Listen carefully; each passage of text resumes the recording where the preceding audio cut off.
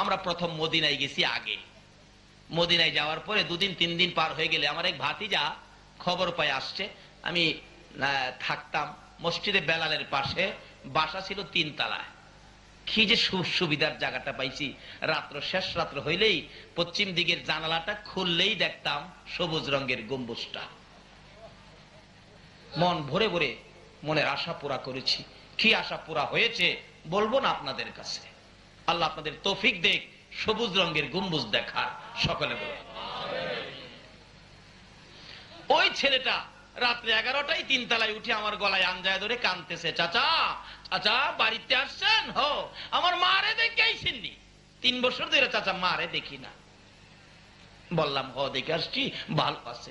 ছেলেটা বলতেছে, চাচা একটা ঘটনা কি, হজ ভলান্টিয়ার হিসেবে বাংলাদেশ থেকে, পাকিস্তান, ভারত থেকে অনেক ছেলেরা আসে হজ ভলান্টিয়ার হিসেবে।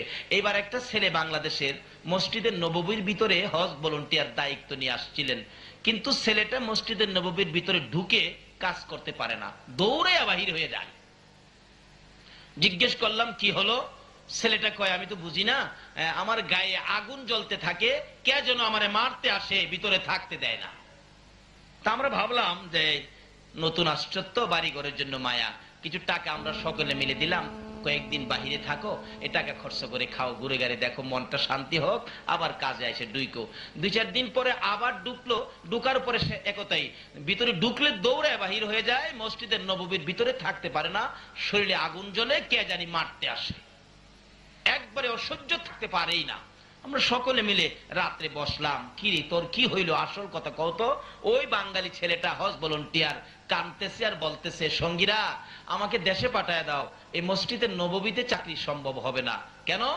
অথচ রাসূল বলেছেন, মান যারা কবরি ওয়াজাবাত লাহু শাফাআতি, যারা আমি নবীর রওজাটা জিয়ারত করে গেছে তাকে শাফায়াত করে জান্নাতে নেওয়া আমি নবীর উপরে ওয়াজিব হয়ে গেছে।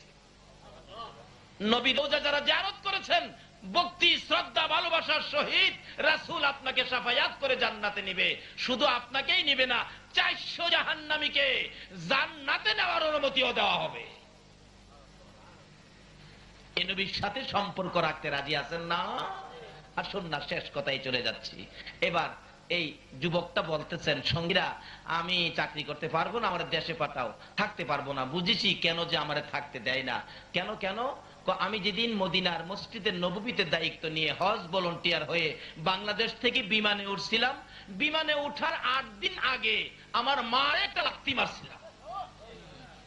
বলুন, বাংলাদেশে মারে লাথি দিলে মদিনার কামলেওয়ালা নবী খবর পায় কিনা? বাংলাদেশ থেকে মারে লাথি দিয়ে মদিনা গেলে যদি মসজিদের নববীতে নবী জায়গা না দেয়, এই নবীকে কি মারে কষ্ট দিলে পক্ষে পাবেন? এখন এই রোগ আমাদের মধ্যে আছে কিনা? মৌলবী হইয়া যদি মারেম পিটাইতে পারে, রোগ থাকবে না কেন? এই রোগ দূর করতে হবে, না হয় এ সমস্ত কোন কাজে আমরা মুক্তি পেতে পারি না। রাসূলের কথা মানতে হবে। আসুন, কোন রাসূল? নামাজ দিয়ে ডুববেন, সবচেয়ে বড় ইবাদত নামাজ, নবী ছাড়া নামাজ কবুল হয় না। বলতেছিলাম, ডাকতেছে নবীর চাচি, স্বামী আমার ভাতিজা কই, বাড়িতে আইনা দাও, আমি মায়ের মতো আদর করব। আইনা দাও না। মা নাই বাবা নাই বলে আবু জাহেল মারবো? আমরা কোন দিনের লেগে আছি? আমির হামজা বলেন, বিবি তোর বাড়িটা বাহিনী করলাম, আর ভিতরে ঢুকাবো না, ভাতিজাকে নিয়ে আসবো, আবু জাহেলকে বিচার করব। আবু জাহেলের বাড়ির সামনে যাইয়া ডাক মারছে, আবু জাহেল বেরিয়ে আসো। পার্শ্ববর্তী বাড়ি, এই আবু জাহেল বেরিয়ে আয়। আবু জাহেল বেরিয়ে আসলেন। আমির হামজা কেন ডাকছো? তুই বলে আমার ভাতিজারে মারছস। কে কইলো? মারছি একটা, মাথাটা মাত্র ফাড়াইছি। এমনি আমির হামজা চিৎকার মারছে, আবু জাহেল রে, আমার ভাতিজাটার কেউ নাই রে আবু জাহেল, মাও নাই বাবাও নাই, ছোট কাল থেকে এতিম, আদর করার কেউ নাই, আমার এমন এতিম ভাতিজাটারে তুই কেমনে মারলি রে? তোর কি মায়া হলো না, দয়া হলো না? তুইও তো জানোস আমার ভাতিজা জীবনে কোনোদিন বাবা কইয়া ডাকতে পারে নাই রে আবু জাহেল। কি অপরাধে ভাতিজারে মারলি? হে আবু জাহেল, কি অপরাধে মারলি? আয় আমার কাছে আয়। কোন দোষ করেছিল? না। গালি দিয়েছে? না। তাহলে কেন মারলি? আমার ভাতিজা জীবনে কেউ আদর পায় নাই রে। এমনি করে নিষ্ঠুর পাষাণ আবু জাহেলের দিকে আগাইয়া যায় আমির হামজা তরবারিটা দিয়ে এমন জুড়ে আঘাত করলো, আবু জাহেলের ভাগ্যের ক্রমে উল্টা পিঠ লাইগা মাথা ফাইটা গেছে, কারে নাই, চাপা দিয়ে ধরছে আর ডাকতেছে, রে আমির হামজা এইভাবে আমারে মারবি আমি তো কোনোদিন ভাবতে পারি নাই। আমির হামজা চোখের পানি চেড়ে চেড়ে কান্দে, রে আবু জাহেল একটা আঘাত করেছি এখনো তোর মার শেষ হয় নাই, বল আমার বাতিজা কই রে, এখন যদি আমার বাতিজার খবর না দিতে পারবি আমি আমির হামজা তোর গলাটাও কাইটা ফালাইমু। কাইটালাম তোরে সারবো না তো।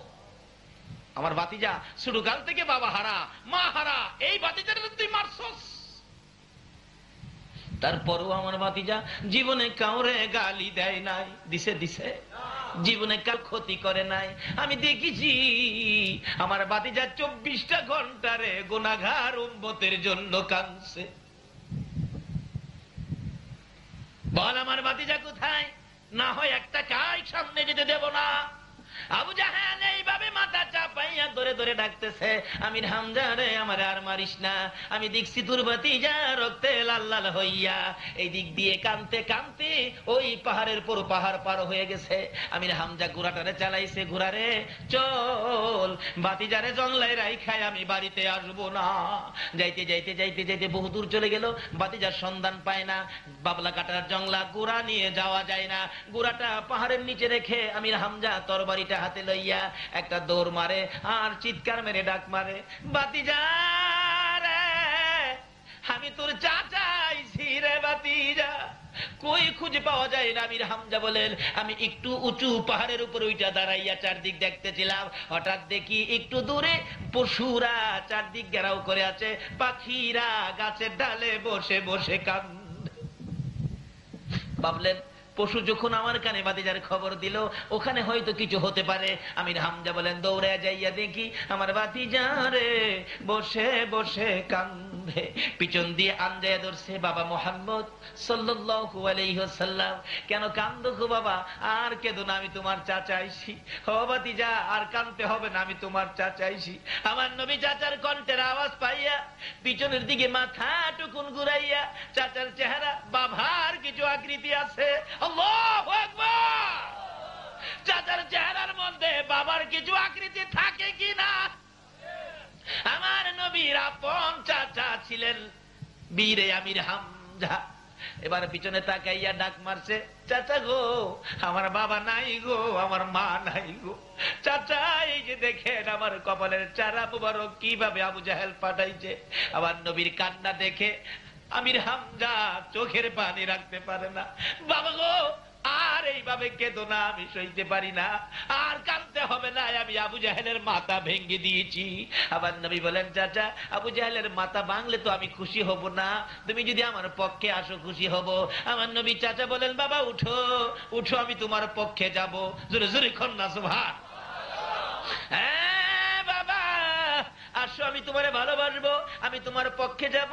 আগে ঘোড়ার পৃষ্ঠে উঠো, বাড়িতে নিয়ে যায়, তোমার জন্য তোমার চাচি পাগল হয়ে গেছে। মা বোনেরা হও নাই আমার নবীর জন্য পাগল। মদিনার মহিলারা কত পাগল ছিল নবীর জন্য। নবীর জীবনে খুলন, নবী যুদ্ধের ময়দানে যাবে, একটা মেয়ে 6 মাসের একটা বাচ্চা ছেলে কোলে লইয়া একটা মহিলা নবীর সামনে দাঁড়াইয়া খালি চোখের পানিগুলো মুছতেছে। নবী বলেন, মহিলা কান্দো কেন? হুজুর আপনি যুদ্ধে বুঝি যাবেন? হুজুর গো আমার মন মানে না, না জানি আপনার কলিজার মধ্যে কেউ আঘাত করে। হুজুর আমার আর কেউ নাই, কাকে দিব আপনার সঙ্গী বানাইয়া? আজকে কোন মায়ের সন্তানেরা রে আমার নবীর পক্ষে বসেছে? কারা গো এ নবীর আলোচনা শোনার আয়োজন করেছে? মহিলাটা দৌড়ে যাইয়া চোখের পানি মুছে, হুজুর আর কেউ নাই আপনার পক্ষে দেওয়ার জন্য, আমার 6 মাসের ছেলেটা আপনি কুলে করে নিয়ে যান, আমার কেউ নাই আপনার পক্ষে, আর কারে দেব? নবী বলেন, এই 6 মাসের বাচ্চা নিলে কি হবে? সে কি তীর মারতে পারবে, যুদ্ধ করতে পারবে? আমার নবী এই বলতে থাকলে মহিলাটা জবাব দেন, হুজুর আমি তো জানি ছেলেটা তীর মারতে পারবে না, কিন্তু আমার যে কলিজা মানে না, আপনার নবীকে না জানি কেউ কষ্ট দেয়, হুজুর আমি কি করব? আমি তো যাইতে পারি না, মহিলা যাওয়া নিষেধ হয়ে গেছে। হুজুর তীর যদি মারতে নাও পারে গো, আমি মা হইয়া বলতে পারি একটা কথা, আপনার নবীর গায়ে যদি কেউ তীর মারতে চায়, এই তীরগুলো আপনার গায়ে লাগার আগে আগে আমার 6 মাসের ছেলেটাকে তীরের সামনে তুলে ধরে রাখবে। আল্লাহু আকবার।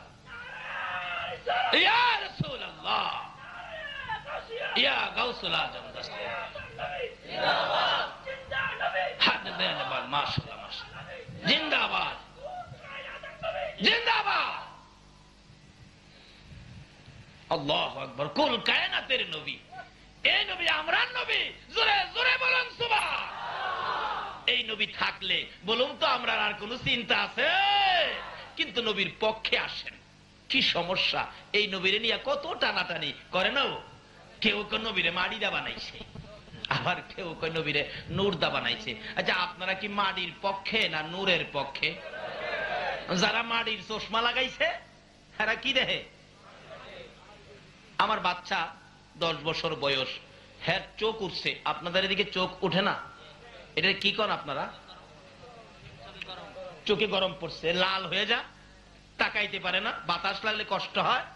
আমার কই আব্বু আমার চোখে তো গরম পড়ছে, কি করব, চাইতে পারি না।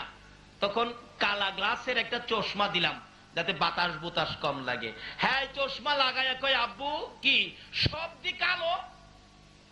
আচ্ছা আসলে কি সব কালো না হ্যাঁ চশমাটা কালো? আসলে নবী মাড়ি না, হ্যাঁ মাড়ির চশমা লাগাইছে।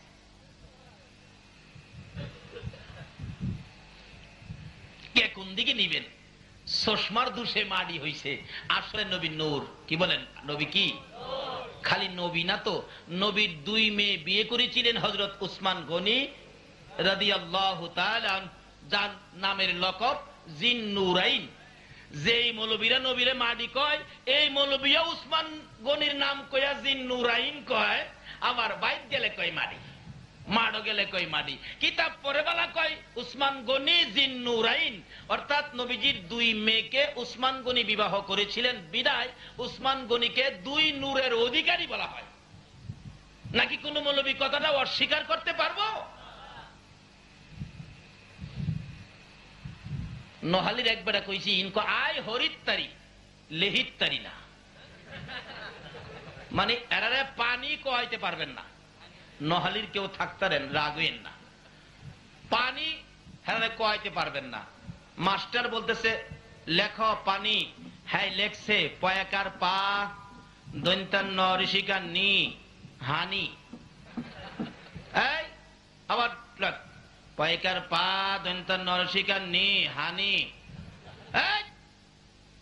2-3 বার যখন দমক দিছে লেখ ষষ্ঠী আর কই ষষ্ঠী, হ্যাঁ কয় স্যার আই লেরিত্তারি হরিত্তারি না। হেরা কিতাবে পড়তারে কইতে, আমরা পড়তেও পারি কইতেও। আল্লাহ কো আমিও তোমরা 3টা পুরস্কার দিতে পারি। লম্বা হয়ে গেছে সংক্ষেপ। এই নবীর পক্ষে থাকুন, এই নবীকে ভালোবাসুন, যার ভালোবাসায় কুল কায়নাত, যে নবীর ভালোবাসায় আমার আল্লাহ এত কিছু করেছে। আমরা কি সে নবীর একটু ভালোবাসা দিতে রাজি আছি না? ডাকতেছে কি বাবা চলো, তোমার চাচি পাগল হয়ে গেছে। নিয়ে গেছে, ঘোড়ার পৃষ্ঠে বসাইছে। ঘোড়ারে তাড়াতাড়ি চল, আমার বিবি পাগল হয়ে গেছে। নবীজির পিছে বসাইছিল, ঘোড়া আর উঠে না। ঘোড়া এমন নিষ্ঠুর কেমন হইলি রে? আমার বাতিজার লেগে তোর মায়া নাই? আমার বাতিজা এইভাবে রক্তাক্ত হয়ে গেছে, আমি বাড়িতে নিমো, তুই উঠতাছস না কিনলে গিয়া? ঘোড়া ডাহে প্রভু জবান খুলে দাও, বলুন খুলবে কিনা?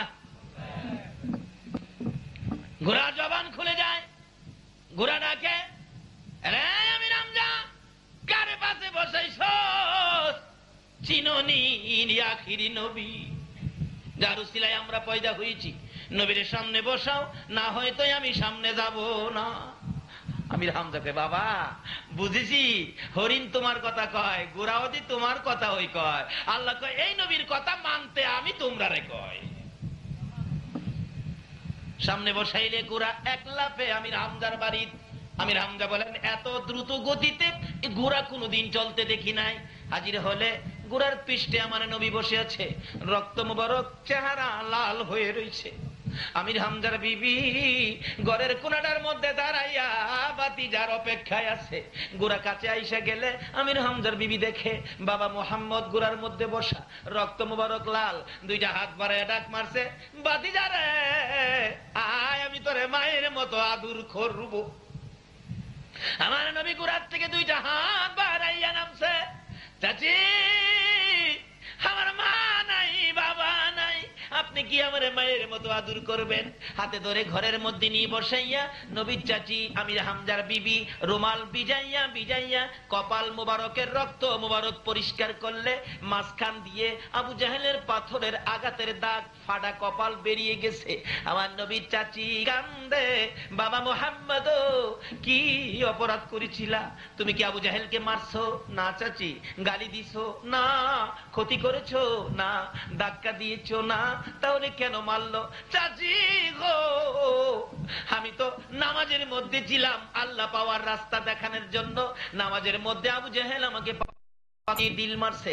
আমার আল্লাহ বলেন, বন্ধু গো, আমির হামজার বিবিকে এই অবস্থা দেখাইয়া তাদেরকে সাক্ষী বানাইয়া সমস্ত পৃথিবীর মানুষের কাছে তোমার এই দুঃখের ঘটনাটা আমি কানে কানে পৌঁছাইয়া দিব। এই দুঃখে দুঃখিত হইয়া তোমার ভালোবাসা লইয়া কেউ যদি 2 রাকাত ফজর সুন্নত আগে পড়ে 5 ওয়াক্ত নামাজ পড়ে রে বন্ধু, কথা দিলাম বিনা হিসাবে বেহেশতে ঢুকাইয়া দিব। নামাজ পড়বেন, আগে নবীরে ধরেন। নবী ব্যতীত নামাজ আল্লাহ বুঝাইতে চাইতেছে। আগে সুন্নত ফরজের কথা কইলাম, আপনারা মানেন না। ফজরের নামাজ 4 রাকাত, 2 রাকাত সুন্নত, 2 রাকাত ফরজ। আগে কি পড়তে হবে? আল্লাহ পাওয়ার রাস্তা হলো নবী মুহাম্মদুর রাসূলুল্লাহ। আল্লাহ পাওয়ার ট্রান্সমিটার হলো নবী মুহাম্মদুর রাসূলুল্লাহ। নবী পাওয়ার ট্রান্সমিটার হলো আল্লাহর ওলিরা। কাজী ওলিদের পক্ষে থাকুন, নবী পাবেন। নবীর পক্ষে থাকুন, আল্লাহ পাবেন। আর জান্নাত আপনাকে খুঁজতে হবে না, জান্নাত আপনাকে খুঁজে নিবে। তাই এই জন্য ওলিদের পক্ষে থাকা লাভ হবে না লস হবে? ওলিদের পক্ষে থাকেন। কারণ আমরা এই দেশের বাংলাদেশের মানুষ ইসলাম পেয়েছি ওলির কাছ থেকে। বাবা শাহজালাল ইয়ামেনের হাত থেকে আমরা ইসলাম পেয়েছি। কাজী ওলিদের পক্ষে থাকুন, নবীর পক্ষে থাকুন। ওলির পক্ষে থাকলে রাসূল পাবেন, রাসূলের পক্ষে থাকলে আমার আল্লাহ পাবেন। আল্লাহ নিজে বলেছেন, তোমরা আমার এই রাসূলকে ভালোবাসো, এই রাসূলের কথাগুলি মানো, তাইলে হবে আমি আল্লাহর কথা মানা। কোরআন শরীফে আল্লাহ বলেছেন, তোমরা কি করো? আমার সাথে ব্যবসা করবে। কি ব্যবসা? ইন্নাল্লাহ মিনাল মুমিনিনা আনফুসাহুম ওয়া আমওয়ালাহুম বিআন্না লাহুমুল জান্নাহ। আমি এক কিসিমের লোকদের সাথে ব্যবসা করি। আল্লাহ বলছে, নিশ্চয়ই আমি মুমিনদের সাথে ব্যবসা করি। মুমিন হওয়া যায় কিভাবে? নবীজির ভালোবাসায়। নবী বলেছিলেন, ওমর নামাজ পড়ে, এদিকে আসো, রোজা রাখে, এদিকে আসো, সব করে। প্রশ্ন করলেন, ওমর তুমি আমারে কেমন ভালোবাসো? নামাজ, রোজা, টুপি, দাড়ি সবকিছুর পরে প্রশ্ন করেছেন, তুমি আমারে কেমন ভালোবাসো? ওমর বলেন, হুজুর বলেন কি? আপনার ভালোবাসায় আপন পিতার কেল্লা কেটে দিয়েছি। আপনাকে খুব ভালোবাসি, বাবার চাইতে ভালোবাসি। রাসূল বলেন, তুমি মুমিন হও নাই। হুজুর কোন কি? আমি আমার ছেলে মেয়ে, বিবি বাচ্চা, ধন সম্পদ সবচাইতে বেশি ভালোবাসি। রাসূল বলেন, ওমর এখনো মুমিন হও নাই। হুজুর আল্লাহর কসম করে বলি, মাতা পিতা, ছেলে মেয়ে, বিবি বাচ্চা, ধন সম্পদ, এমনকি আমি উমরের জানের চাইতেও আপনাকে বেশি ভালোবাসি। রাসূল বলেন, এবার মুমিন হয়েছো। হাদিস শরীফে আসছে, লা ইউমিনু আহাদুকুম হাত্তা আকুনা হাব্বা ইলাই আল আখির। রাসূল বলেন, বিবি বাচ্চা, ছেলে মেয়ে, ধন সম্পদ, মা বাবা সবচাইতে যদি আমারে বেশি ভালোবাসতে না পারো, তাহলে নামাজ, রোজা, টুপি, দাড়ি, পাঞ্জাবি, হজ, যাকাত দিয়ে মুমিন হইতে পারবা না। আল্লাহ কয়, মুমিন না হওয়া পর্যন্ত আমি তোমাদের সাথে ব্যবসা করব না। ব্যবসা করব মুমিন হলে। মুমিন হইতে গেলে নবীর ভালোবাসা সবচাইতে বেশি থাকতে হবে। নবীর ভালোবাসা যদি রাখতে পারেন তাহলে ব্যবসা। কি ব্যবসা? আল্লাহ বলেন, এই মুমিনের জান মাল আমি খরিদ করি, কিনা নেই। যদি জিগায়, আল্লাহ গো আমারে খরিদ করবেন কি দিয়ে? আমরারে খরিদ করবেন? টাকা দিবেন, ইউরো দিবেন, ডলার দিবেন? আল্লাহ বলবেন, না, ইউরো ডলার টাকা দিয়ে আমি খরিদ করি না। তাহলে আমরারে কি দিয়ে খরিদ করবেন? আল্লাহ কোরআন শরীফে জবাব দিবেন, বিআন্না লাহুমুল জান্নাহ। আমার জান্নাতের বিনিময়ে তোমরারে আমি খরিদ করে নিলাম। সেই ব্যক্তিটাই হলো নবীর ভালোবাসার ব্যক্তি। নবীর ভালোবাসা ব্যতীত নামাজ হয় না, নবীর ভালোবাসা ব্যতীত রোজা হয় না, নবীর ভালোবাসা ব্যতীত আল্লাহ পাওয়া যায় না, নবীর ভালোবাসা ব্যতীত আল্লাহর সাথে ব্যবসা করে জান্নাতে যাওয়া যায় না। আর মায়ের দোয়া ব্যতীত, মা বাবার খেদমত ব্যতীত নবী পাওয়া যায় না। নবী না পাইলে আল্লাহ পাবেন কি দিয়ে? আসুন মা বাবার খেদমত করি, মা বাবাকে কষ্ট না দেই। যদি কষ্ট দিয়ে থাকি আজকে যায় মার পায়ে ধরে ক্ষমা চাই। আর যার মা কবরে, মার জন্য দুইটা হাত বাড়ায় দোয়া করি, রব্বির হামহুমা কামা রব্বায়ানি সগীরা। রব্বুল আলামিন জান্নাতের বাগানে বসে জান্নাতি মেহমান নিয়ে হাত বাড়াইছি। মাবুদ, এত বড় রাত্র তোমার বন্ধুর আশেক পাগলেরা, তোমার ওলির প্রেমিকেরা সারা রাত্র কাটাইয়া হাত বাড়াইছে। একবারে খালি হাত বাড়াই নাই, তুমি যার প্রেমে সব বানাইছো, যার উপর দুরূদ ও সালাম প্রেরণ করতেছো, ফেরেশতারা করতেছে, আমরা ওই নবীর উপর ভালোবাসার দুরূদ ও সালাম মদিনা পাঠাইলাম গো আল্লাহ। আমাদের দুরূদ ও সালাম গুলো পাখির মতো উড়াইয়া উড়াইয়া দয়ার নবী মায়ার নবীর রওজাত হারে পৌঁছাইয়া দাও। আয় মাবুদ, দুরূদ সালাম কে উসিলা বানাইয়া আজকের এই ফাতিহা ইয়াজদাহ মিলাদ মাহফিল উসিলা বানাইয়া আমরা যারা হাত বাড়াইছি, আমাদের তামাম জিন্দেগীর গুনাহগুলো ক্ষমা করে দাও। আয় মাবুদ, জীবনের গুনাহ লইয়া ক্ষমার আশায় হাত বাড়াইছি, ক্ষমা দিবানি গো আল্লাহ। ডাক দেন না আল্লাহ, আল্লাহ। জীবনের গুনাহ ক্ষমার আশায় হাত বাড়াইছি গো আল্লাহ, আমাদের গুনাহ ক্ষমা দিবানি। আমরা কে কত গুনাহ করেছি তুমি হিসাব জিগাইও না। হিসাব যদি জিগাও আমরা লজ্জা পাবো গো আল্লাহ।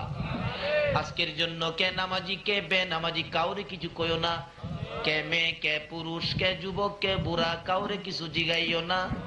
তোমার ওলি তোমার বন্ধুর ভালোবাসার উসিলাই আমাদের সকলের জীবনের গুনাহ ক্ষমা করে দাও।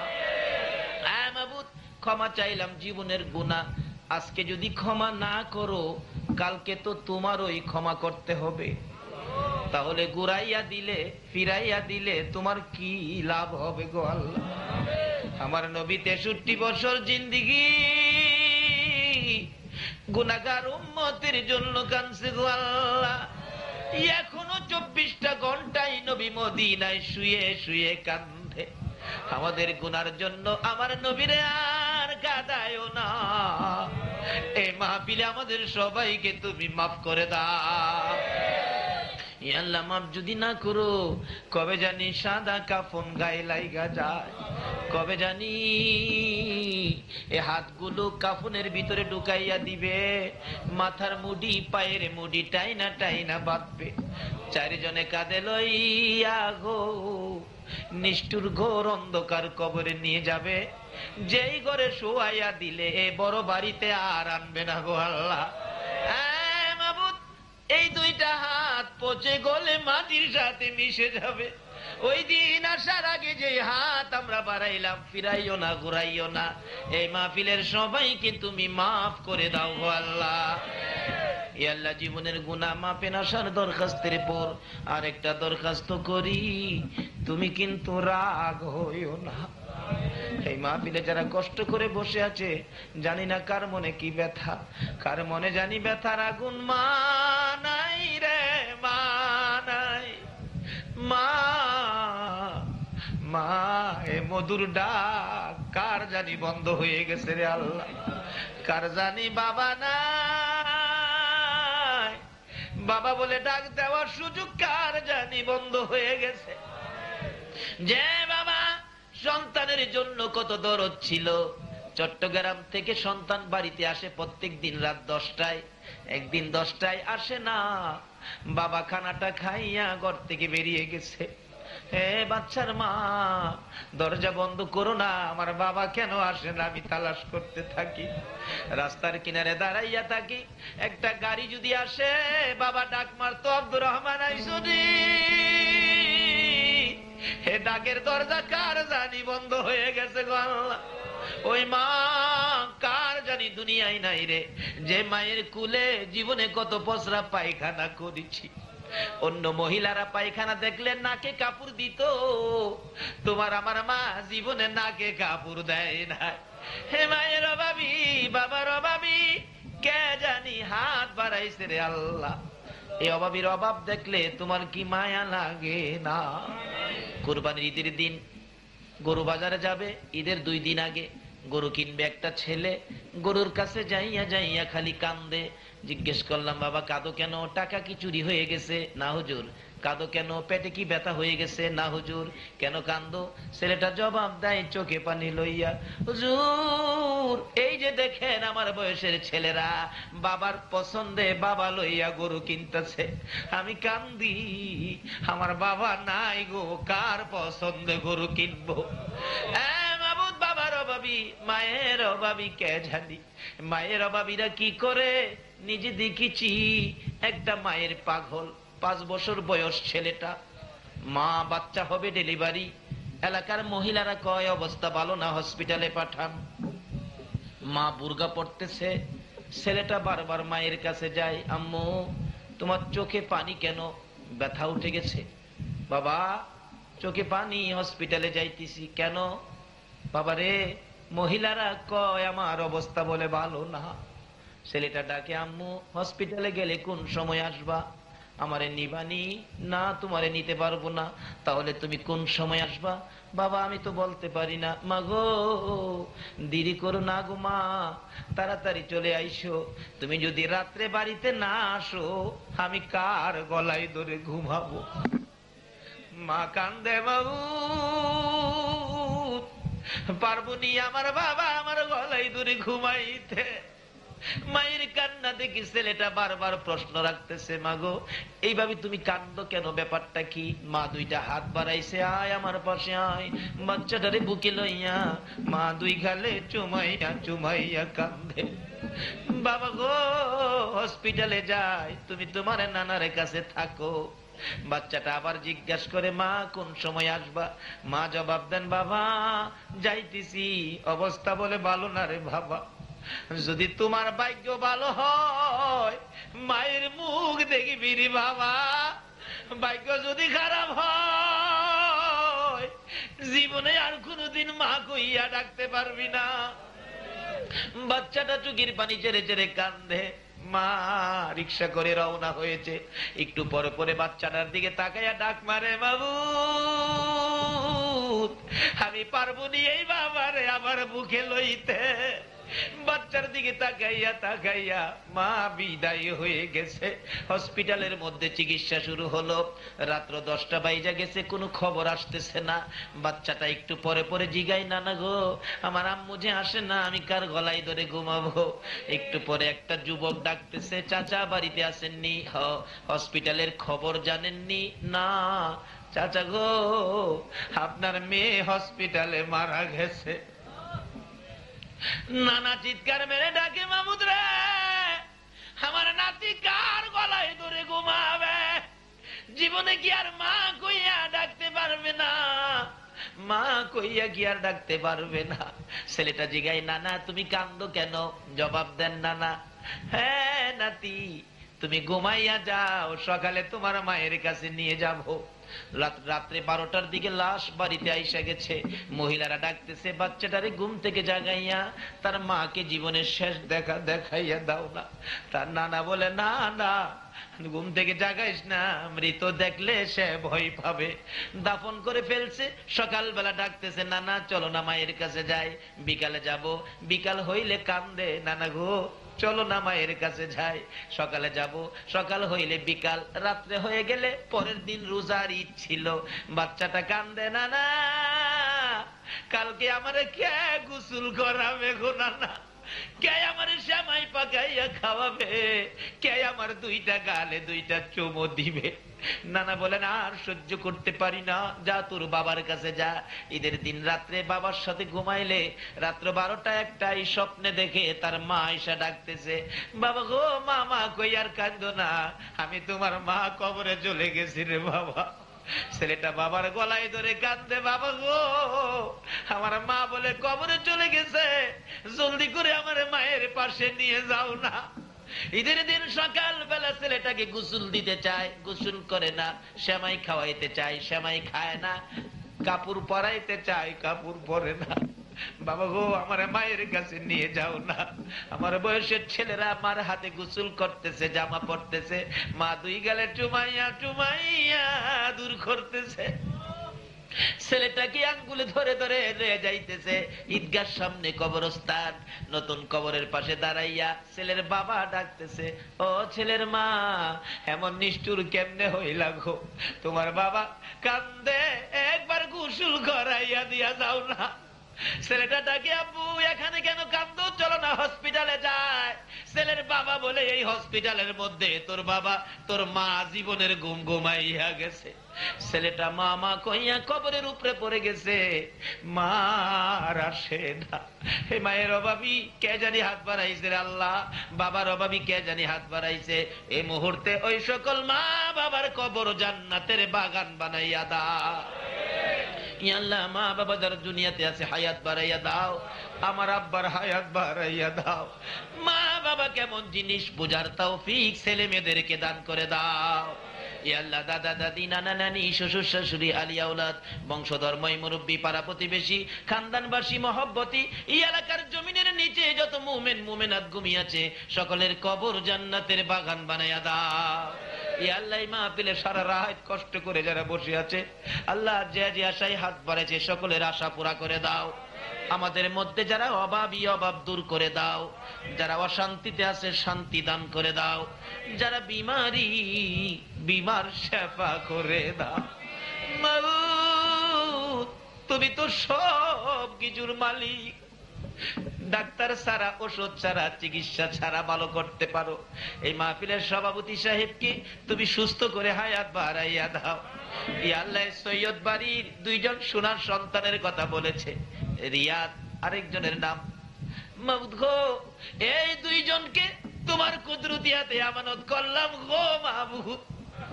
যত বড় রোগই হয়ে থাকুক তোমার গাউসে পাকের উসিলায় দয়ার নবীর ভালোবাসার উসিলায় তাদেরকে তুমি সুস্থ করে দাও গো আল্লাহ। সাধারণ চিকিৎসাকে উসিলা বানাইয়া আজকের মাহফিলের বরকতে তাদেরকে সুস্থ করে নেক হায়াত বাড়াইয়া দাও। এইভাবে যত বিমারি আছে সকল বিমারিকে শেফা দান করে দাও। হসপিটালে যাইতে হবে এমন রোগ কাউকে দিও না গো আল্লাহ। হসপিটালে যাওয়ার রোগ যদি আমাদের মধ্যে কারো থাকে মাহফিলের উসিলায় গাউসে পাকের উসিলায় নবীর প্রেমের উসিলায় সবাইকে তুমি মাফ করে দাও গো আল্লাহ। ইয়া আল্লাহ আমাদের মধ্যে যারা নামাজি নামাজ কবুল করে লও, যারা নামাজ পড়ে না নামাজের বুঝ দান করে দাও, যারা ব্যবসা করে ব্যবসায় বরকত দাও, যারা চাকরি করে চাকরির পদোন্নতি দান করে দাও। মাবুদ এই এলাকার সকল ওলি প্রেমিক নবীর আশেক তোমার কুদরতি হাতে আমানত করলাম। সকল প্রকার আপদ বিপদ আযাব গজব অ্যাক্সিডেন্ট বালা মুসিবত শয়তানের শয়তানি দুশমনের দুশমনি হইতে বাঁচাইয়া রহমত বরকত শান্তি দ্বারা ভরপুর করে দাও গো আল্লাহ। মাবুদ এ নবী ওলি প্রেমিক মাহফিল টুকুন তোমার কুদরতি হাতে আমানত করলাম, কিয়ামত পর্যন্ত তুমি কায়েম রাখো গো আল্লাহ। এ মাবুদ মঞ্জু ভাইয়ের টেলিফোন এখনো আমার কানে লাগে গো মাবুদ গো। যারা মাহফিলের জন্য পরিশ্রম করেছে টাকা পয়সা সাহায্য সহযোগিতা বুদ্ধি পরামর্শ দিয়ে মাহফিল সাজিয়েছে সকলের গলায় নবীর প্রেমের মালা পরাইয়া দাও। ইয়া আল্লাহ এই মাহফিল কমিটির সদস্যদেরকে তোমার কুদরতি হাতে আমানত করলাম, তুমি কবুল করে নাও। সকলকে তুমি বেশি বেশি করে নেক হায়াত বাড়াইয়া দাও। মাবুদ এই মাহফিলের সবাইকে তুমি কাল কিয়ামতে নবীর গুদারায় উঠাইয়া ফুলসিরাতের পুল পার করে দিও গো আল্লাহ। মাবুদ গো তোমার নবী যেই জান্নাতে থাকবে ওই জান্নাতের পাশের জান্নাতি বানাইয়া দিও গো আল্লাহ। ইয়া আল্লাহ মাহফিল টুকুন কিয়ামত পর্যন্ত কায়েম রাখো। মাহফিলের উসিলায় এলাকার জমিনের নিচে যারা ঘুমিয়ে আছে মাফ করে দাও, যারা জমিনের উপরে আছে হেদায়েত নসিব করে দাও গো আল্লাহ। মাবুদ গো মাহফিল শেষ যারা যেখানে যাবে সহি সালামতে পৌঁছাইয়া দিও গো আল্লাহ। যতগুলো দরখাস্ত করলাম মাহফিলের উসিলায় দুরুদ সালামের উসিলায় জিকিরের উসিলায় ওলি প্রেম তোমার নবীর ভালোবাসার উসিলায় সবগুলো তুমি কবুল আর মঞ্জুর করো গো আল্লাহ। ওয়াসাল্লাল্লাহু তাআলা আলা খায়রি খালকিহি মুহাম্মাদিন ওয়া আলা আলিহি ওয়া আসহাবিহি আজমাইন বিহাক্কি লা ইলাহা ইল্লাল্লাহু মুহাম্মাদুর রাসূল। একটা রাখাল আল্লাহর ওলিকে দেখে সালাম দিলেন, হুজুর আসসালামু আলাইকুম। আল্লাহর ওলির নেক নজর পড়ছে, আরে বাবা বাচ্চা মানুষ আমাকে সালাম দিলি, তুমি রাখাল, বাবা তোমার নাম কি? এই যে নেক নজর, মায়া হয়েছে বাচ্চাটার দিকে, জিজ্ঞেস করলেন নাম কি? অথচ কত ফুলাপান রাস্তায় সালামও দেয় নাই, কেউ রে আল্লাহর ওলি জিগাইও না, তারে জিগাইলেন তোমার নাম কি? হুজুর আমার নাম ইমামউদ্দিন। ইমামউদ্দিন বলো কি, তুমি দ্বীনের ইমাম আর এখানে গরুরে ঘাস খাওয়াইতেছো? তুমি একটা মাদ্রাসায় পড়ো, একজন আল্লাহওয়ালা বড় আলেম হইতে পারবা, একটা ওলি হইতে পারবা। নেক নজর মাইরা দিয়া গেছে। হ্যাঁ, বাড়িতে গিয়া কয় মা, মাগো একটা হুজুরকে না সালাম দিছিলাম, হুজুর কইছে আমি মাদ্রাসায় পড়লে আল্লাহর ওলি হইতে পারবো, আলেম হইতে পারবো। মা আমি মাদ্রাসায় পড়বো। মা কয় তুই মাদ্রাসায় পড়বে, ওলি হইবে, আলেম হইবে, তোর গরুরে ঘাস খাওয়াইবো কেনা? লাঠি লইয়া দিছে মা, হেরে দৌড়ানি, পিছনে চাই মা লাঠি লইয়া ইয়ে দৌড়, দেখে মা দৌড়ানি দৌড়াইতেই আছে, সারে না।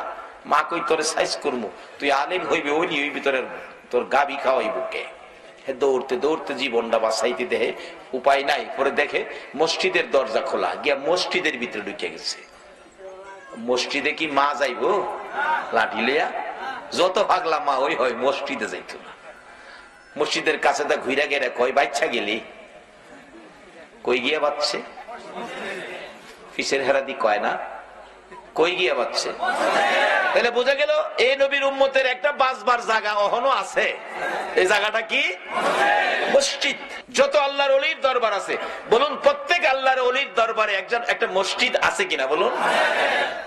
অবশেষে মসজিদের ভিতরে লুকাইয়ে রয়েছে একটা মুসল্লি। জিগায় কি রে বাবা এইভাবে লুকাইয়ে রয়েছে, কি ব্যাপার, ঘটনা কি? কয় দেখেন তো এখানে মা আসেনি? কয় না, কোনো মা তো নাই। মা আমার মারতে এসেছিল, মসজিদে জীবনটা বাঁচাইছি। কি লেগে মারতে এসেছিল?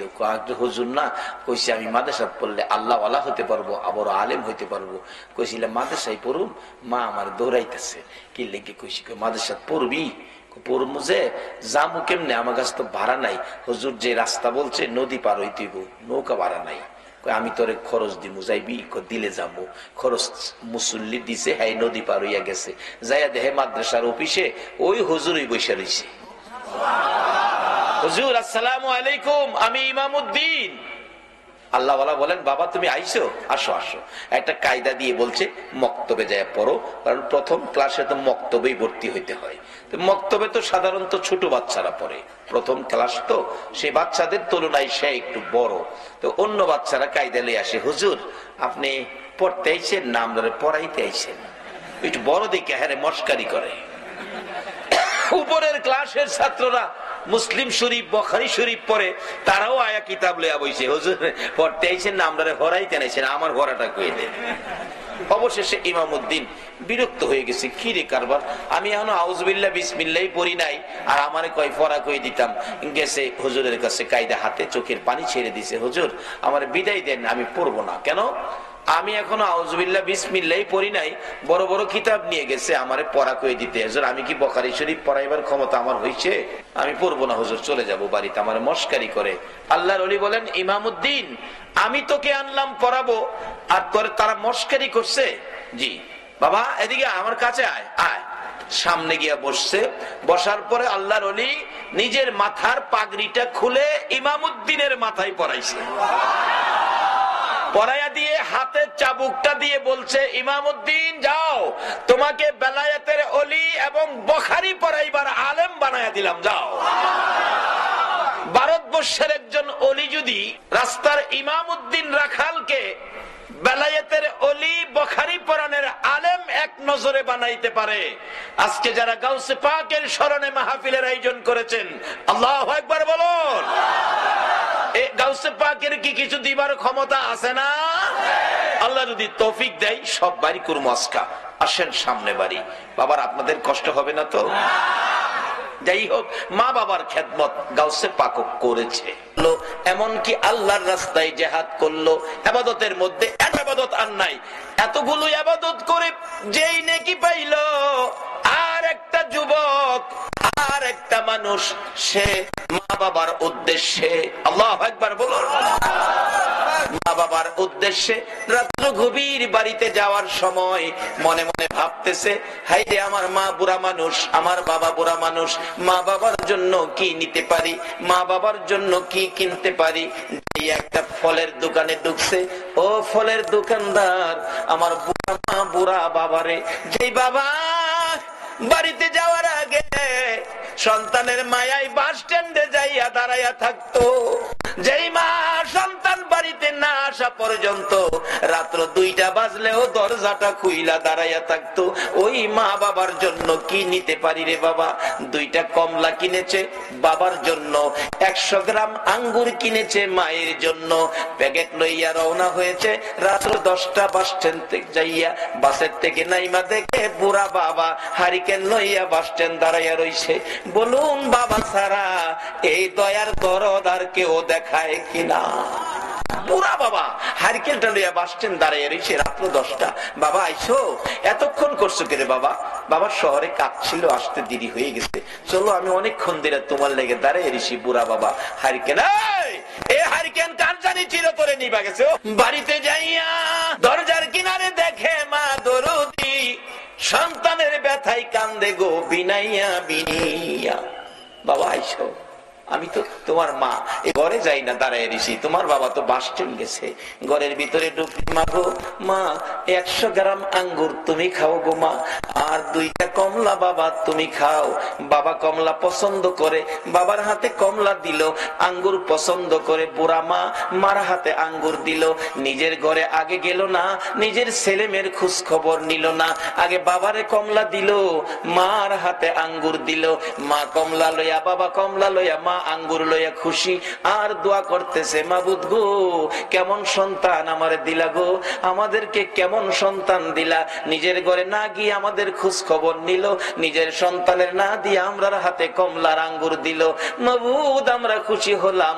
আমার নবী বলেছে, 2টা কমলা বাবার হাতে দিয়ে 100 গ্রাম আঙ্গুর মায়ের হাতে দিয়ে মা বাবারে খুশি করার বিনিময় ওই লোকটা নামাজ পড়ে, সদকা করে, রোজা রেখে, হজ করে, উমরা করে, আল্লাহর রাস্তায় জিহাদ করে যেই নেকি তার ভাগ্যে পাইলো, তুমি 2টা কমলা 100 গ্রাম আঙ্গুর মা বাবারে দিয়া খুশি করার বিনিময় তার চাইতে বেশি নেকি তোমার আমল নামায় পায়া গেলা।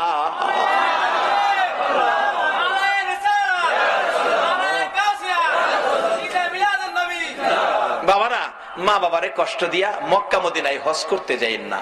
একজন হাজী সাহেবের জীবনীতে দেখি উনি 39 বার হজ করে 40 বারের মাথায় হজে গিয়ে আরাফাতের ময়দানে খুশির কান্না কান্দে, প্রভু গো কি আমার নসিব, 40 বার হজ করলাম। গায়েবী আওয়াজ হইতেছে, হাজী 40 বার কেন, হায়াত পায়া 40,000 বার হজ করলেও তোমার হজ কবুল হবে না। আবার কাঁদতেছে, আল্লাহ আমি কি অপরাধ করলাম, কেন কবুল হবে না? গায়েবী আওয়াজ হচ্ছে, হাজী রে একদিন তোর গর্ভধারিণী মায়ের সাথে সাধারণ একটা জিনিস লইয়া কথা কাটাকাটি করে এক পর্যায়ে রাগ হইয়া তোর মারে লাথি মাইরা ঘরের বাইরে ফালাইয়া দিসলি। তোর মা লাঠি খাইয়া গলা কাটা মুরগির মতো লাফাইতে ছিল, কলিজাটা ফাইটা গেছে রে, বিদায় হয়ে গেছে। বিদায় মুহূর্তে 2টা হাত বাড়াইয়া বলেছিল, মাবুদ এই সন্তান পেটে লইয়া গো রাত্র ভরে কোনোদিন ঘুমাইতে পারছি না। 7 মাস 8 মাস যখন বয়স বাচ্চার পেটের ভিতরে ছিল, আমি যদি মা ঘুমিয়েছি, নড়াচুরি করতে গেলে তার পায়ের লাথি আমার কলিজায় লাগছে, ঘুম থেকে উঠে বসে গেছি, আবার নড়াচুরি করছে, হাতের কনি কলিজায় লাগছে, দাঁড়াইয়া গেছি।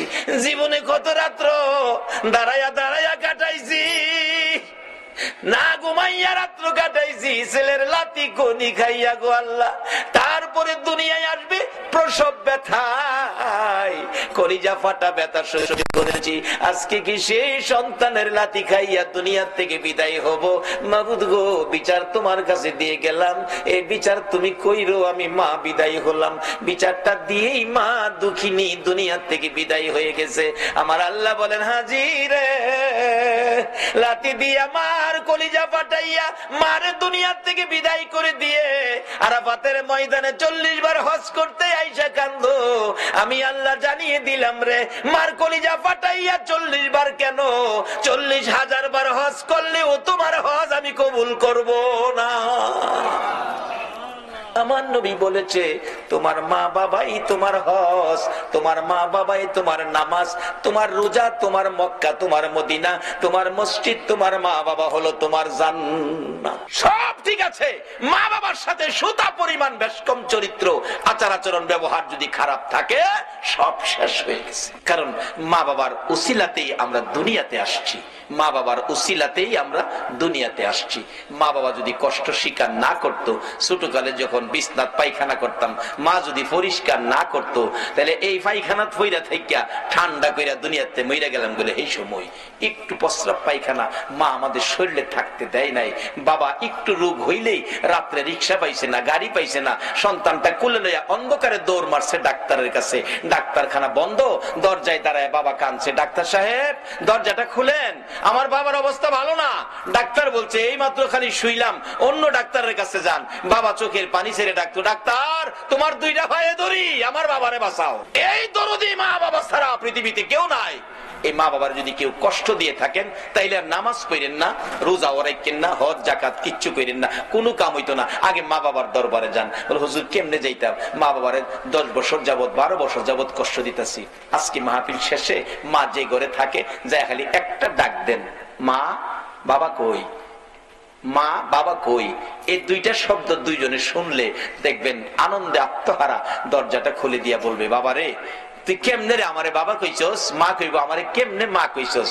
মাগো ভুল করছি, তোমাদের সাথে ব্যবহার খারাপ করছি, মাপ চাইবার লেগাইছি। মা বাবা দেখবেন 2 জন কইব, বাবা মাপ চাইতে হইতো না, তুই যে মা কইছস বাবা কইছস এতেই আমরা তোরে মাফ করে দিছি।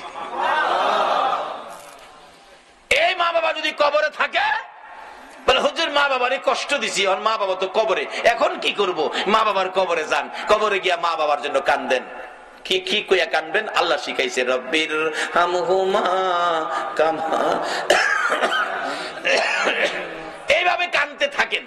যদি আপনার চোখের পানিতে মা বাবা কবর থেকে নাজাত পায়, রুহানি ভাবে কবর থেকে আপনার অপরাধগুলি মা বাবা কবর থেকেও ক্ষমা করে দিব। কিন্তু কান্দার সিস্টেমটা কি? কবরে যাবেন, অনেক হুজুররা কইব কবরে যাইেন না, কোন ফতুয়া মানেন না, মা বাবার কবরে যাইেন। কবরে যাইয়া মা বাবার কবরের পশ্চিম পাশে দাঁড়াবেন। পশ্চিম পাশে কেন? আমরা কবরে লাশটা যখন রেখে দেই পশ্চিম দিকে কাত করে দেই, পশ্চিম দিকে কাত করে দেই। আর আমরা কবরে গেলে মা বাবার কবরে, কিতাবে আসছে মা বাবার কবরের পশ্চিম পাশে দাঁড়াইয়েন, পূর্ব পাশে দাঁড়াইয়েন না। মা আবার এই পশ্চিম দিক থেকে পূর্ব দিক হইয়া তোমারে দেখবো, একটু কষ্ট তুমি মারে দিও না। পশ্চিম পাশে দাঁড়াও, আর সাথে সাথে কোরআন তালাওয়াত দুরূদ ইস্তিগফার পাঠ কইরো না। কেন? সাথে সাথে কোরআন তালাওয়াত দুরূদ ইস্তিগফার পাঠ করতে থাকলে একটা নূরের পর্দা এসে তোমার মুখটাকে ঘুরে ফেলে। কাজেই তোমার মা তোমাকে মন ভরে দেখতে পারে না। মা সন্তান দেখার স্বাদ আছে কিনা বলো? বাবারে মারে দেয় না, জিনিসপত্র দেয় না, মার খাবার দেয় না, কোনো কিছু দেয় না। এরপরও দেখেন সন্তানটা বাড়িতে বাইরে যায় সময় কেউ তাকায় না, কিন্তু মা কিন্তু তাকায় থাকে, একটা আশা করে তাকায়। বাবারে একবার যদি আমার দিকে চায় আমার একটা মা কইয়া যাইতি। সন্ধ্যার সময় বাড়িতে আইব, সব ঘুমায় রইছে, মার কোনো খোঁজ খবর নাই না। এরপরেও বলুন সন্তান ঘরে না ঢুকা পর্যন্ত মার চোখে ঘুম আইছে কিনা? একটু পরে পরে বাচ্চার মারে ডাহে, কি গো আব্দুর রহমানের মা আমার ছেলেটা আইছে, অথচ ছেলে তার খবর নেয় না। মা কিন্তু খবর না নিয়ে পারে না। বলতেছিলাম যে মা আপনাকে আমাকে দেখার জন্য ব্যস্ত থাকে, কবরে যাইয়া ও সন্তান কবরের পাশে গেলে মা ছেলেকে দেখতে চাই, বাবা ছেলেকে দেখতে চাই। নির্দেশ হলো কবরের পাশে যাইয়া কিছুক্ষণ চুপ করে দাঁড়াইয়া থাকো। তোমার মা বাবা তোমাকে মন ভরে দেখো, মন ভরে দেখতে চাই। দুনিয়ার জমিনে কত বাস্তব ঘটনা, মারে ভাত দেয় না, মার খোঁজ খবরও নেয় না। তারপরও ছেলেটা ডাকাত থেকে আইসা বৃহস্পতিবার সন্ধ্যায়, শনিবার সকালে যেদিন চলে যায়, মা পিছে পিছে এতিমের মতো যায়। একবার যদি ফিরে চাইতে রে বাবা, আমার মা কইয়া ডাক দিতে খুশি হইতাম, ডাকও দিল না, ফিরেও চাইল না। রিকশায় উঠে গেছে, রিকশায় উঠে রিকশা টান দিয়ে ওই মোড় ঘুরে যখন এদিকে যাইতেছে, মা এদিকে দিয়া দেখে না, দৌড়াইয়া বাড়ির পিছনে যাইয়া তাকাইয়া রইছে, আমার ছেলে যাই গো, একবার ফিরে চায় না। যত দূর পর্যন্ত দেখা গেল মা ওই রান্নাঘরে পায়খানার কিনারে দাঁড়াইয়া সন্তানের দিকে তাকাইয়া থাকে। বলুন এরকম দরদ মার সন্তানের জন্য আছে কিনা? কিন্তু মার জন্য আমরা কি করলাম? আমরা কি করলাম মার জন্য? আমার নবী নিজেও মা বাবার জন্য পাগল ছিল, উম্মতের এই আদর্শটুকুন দিয়ে গেল। বাস্তব ঘটনা, আমার নবীর বয়স যখন 6 বছরে পৌঁছে নাই, আমার নবী সঙ্গীদের সাথে মাঠের মধ্যে ছিল। বিকাল হয়ে গেলে অন্য বন্ধুদের বাবা এসে টান দিয়া কোলে নেয়, 2 গালে চুমো দেয়, আর কত খেলবি, চল বাড়িতে যাই। আমার নবী তাকিয়ে থাকে, সঙ্গীদেরকে জিজ্ঞেস করে কে আসলো, তাকে কোলে নিয়ে 2 গালে চুমো দিল। ডাকতেছে সঙ্গীরা, ও মুহাম্মদ, তুমি তো জানো না এই ছেলেটার বাবা হইল ইনি, তাই না কোলে নিয়ে 2 গালে চুমো দিছে। আমার নবী তাকিয়ে আছে, বাবার কোলে সন্তান, বাবার আদর কত সুন্দর দেখা যায়। আরেকজন আইসা বাচ্চা কোলে নিল, 2 গালে চুমো দিল। আবার নবী তাকিয়ে আছে, নিতে নিতে দেখা যায় সকল সঙ্গীদেরকে বাবা এসে কোলে করে নিল, একজনকে কেউ কোলে নিল না। আমার নবী খোলা আকাশের নিচে দাঁড়াইয়া ওই বাবাগণের দিকে তাকাইয়া তাকাইয়া চোখের পানি ছেড়ে ছেড়ে কান্দে, আর নিজেকে নিজে প্রশ্ন করে, ও মুহাম্মদ, তোমার বাবা কই? তোমার এদিকে কেউ কোলে নেয় না। আমার আল্লাহ বলেন, বন্ধু গো, তোমার বাবা নাই গো, তুমি এতিম। এই বলে তোমার আদর কমবে না। আমি কুল মাখলুকাতকে নির্দেশ করে দিয়েছি সবাই যেন তোমাকে ভালোবাসে, আর তোমাকে যদি ভালোবাসে আমি আল্লাহ দেখি, কথা দিলাম তোমার ভালোবাসার বিনিময়ে আমি আল্লাহর ভালোবাসা পায়া যাইব। কিভাবে ভালোবাসা পাওয়া যাইব? বাস্তব ঘটনা দেখুন। আমার নবী কাঁদতেছে, আমার নবী বাড়িতে যায় না, বাবার ব্যথায় কান্দে। সঙ্গীরা খবর দিলেন আমেনার কাছে, আমেনা গো, তোমার আদরের সন্তান ময়দানে দাঁড়াইয়া কান্দে, কি জানি ব্যথা আমাদের কাছে কয় না। দৌড়াইয়া যায় ডাকতেছে, বাবা গো, এইভাবে কেন কান্দো? কে মারছে, কে দুঃখ দিছে বলো, তোমার দাদারে দিয়া শক্ত বিচার করাবো। আমার নবী কান্দে, শিশু নবী মা, কেউ মারে নাই, কেউ ব্যথা দেয় নাই, সবাই আমার সঙ্গীরা বাবার কোলে উঠে বাড়িতে গেল গো মা, আমার বাবা কই? আমি বাবার কোলে উঠবো, বাবার ব্যথায় কান্দি। আমেনাও চোখের পানি ছেড়ে দিলেন, বাবা গো, তোমার বাবা নাই, বাবার কথা আমারে জিজ্ঞেস করো না, এই বাবার অভাব আমি পুরা করতে পারবো না। যখন কোথাও পারলো না বাবার অভাব পুরা করত, নিজেই তালাশে বেরিয়ে গেলেন, বাবারে কোথায় পাবো। মরুভূমির উঁচু পাহাড়ের উপরে উঠে মক্কা নগরীতে চারদিক ঘুরে ঘুরে হাত বাড়াইয়া ডাকে, বাবা, বাবা তুমি কই গো? একবার আসো না, তোমার শিশু মুহাম্মদ রে কোলে নাও না। কে নিবে? নাই নবীর বাবা মদিনার মাটিতে চিরঘুম ঘুমিয়েছে। আবু জাহেল কোত্থেকে যেন আসতেছিল, একটা বাচ্চার কান্না শোনা যায় পাহাড়ের উপর। আবু জাহেল গোড়ার থেকে নাইমা যাইয়া দেখে বাতিজা মুহাম্মদ, বাবা এখানে কান্দো, একটু পরে বাঘ ভাল্লুক বেরিয়ে আসবে, তোমাকে খেয়ে ফেলবে, তাড়াতাড়ি চলো বাবা, তাড়াতাড়ি চলো। নিচে নামাইয়া গোড়ার পিছনে বসাইয়া আবু জাহেল সামনে বসে গোড়াকে চাবুক মারতেছে, গোড়া রে, বিপদ হবে তোর, বিপদ হবে আমার, বিপদ হবে আমার ভাতিজার, তাড়াতাড়ি চল, তাড়াতাড়ি চল, আমিনার কাছে পৌঁছে দেই। আবু জাহেল এত জোরে মারতেছে, গোড়া তো বসার থেকে উঠে না। মাঝে মাঝে কিতাব লেখে সামনের 2টা পাও আকাশের দিকে বাড়াইয়া ডাকে, মাবুদ, তোমার বন্ধুরে পিছে বসাইয়া আবু জাহেল আমারে মারে। প্রভু গো, কথা দিলাম মার খাইতে খাইতে জীবন দিব গো, তোমার বন্ধুর সামনে না নিলে আমি যাব না। আমার নবীর ভালোবাসায় চারি পায়া জানোয়ার গোড়া যখন এইভাবে নবীর ভালোবাসায় ব্যথায় ব্যতীত হয়েছে, আবু জাহেল মারতে মারতে সমস্ত শরীর রক্তাক্ত করে ফেলেছে, কয়েক জায়গার চামড়া ফাইটা রক্ত জমিনে পড়তেছে। অবশেষে আবু জাহেল বিরক্ত হইয়া ডাকতেছে, গোড়া রে, এত আদর করি, এত কথা শুনস, আজকে কেন উঠতেছস না, এত মার খাইতেছস? গোড়া ডাকতেছে, প্রভু গো, তোমার নবীর ভালোবাসায় হাত বাড়াইলাম, আমার জবান খুলে দাও না গো বন্ধু। আমার আল্লাহ বলেন, গোড়া রে, আমার বন্ধুর ভালোবাসায় গেলি, আমার ভালোবাসা পাইলি, যা যা আমার মানুষের মতো কথা বলার অধিকার দিয়ে দিলাম। একটা চারি পায়া জানোয়ার যদি নবীর ভালোবাসায় গেলে আল্লাহর ভালোবাসা পাইয়া মানুষের মতো কথা বলার অধিকার পায়, বলুন এই নবীর পক্ষে যাইয়া নবীর কথা মানলে, নবীর ভালোবাসা দিলে আমার আল্লাহর ভালোবাসা আমরা পাইব কিনা?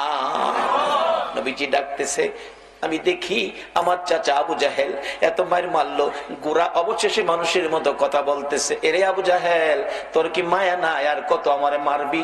তাহলে তুই ওটা বসার থেকে উঠোস না কেন?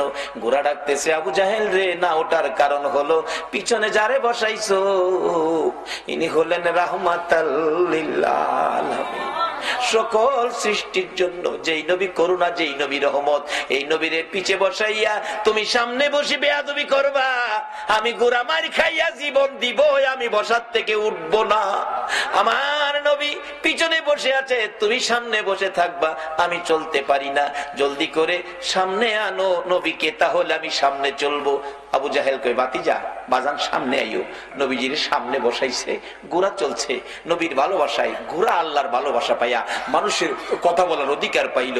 বাড়িতে পৌঁছে দিলে মা আমেনার কাছে, আমেনা তোমার ছেলেরে বাগে খাইতো, আমি যদি না দেখতাম।